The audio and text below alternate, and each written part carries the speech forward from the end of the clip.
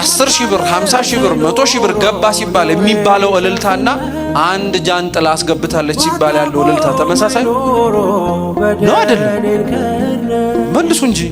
ይሄ እኮ ምንም አያሳፍርም። ክርስቲያኖች ሁላችንም የምናውቀው ገሃድ ነገር እኮ መታረም ስላለብን ነው። ምንም ጥርጥር የለውም።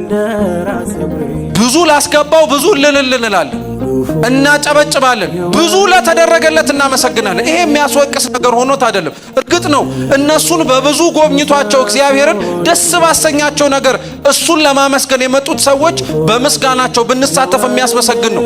ያላቸውን የሰጡትን ሰዎች ግን ለምን እንቃቸዋለን? ክርስቶስ እኮ ብዙ ካስገቡት ሰዎች ይልቅ 2 መሐለቅ አውጥታ ያላትን የሰጠችዋን ሴት እኮ ነው ያመሰግናል። እነሱ ከተረፋቸው ነው የሰጡት፣ እሷ ግን ያላትን የሰጠችው።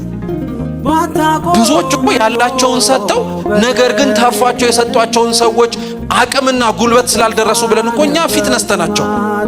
እግዚአብሔር ግን ሁለቱንም ነው የሚመለከተው። በንጽህና የሰጡትን ይቀበላል፣ ብዙም ሆነ ትንሽ።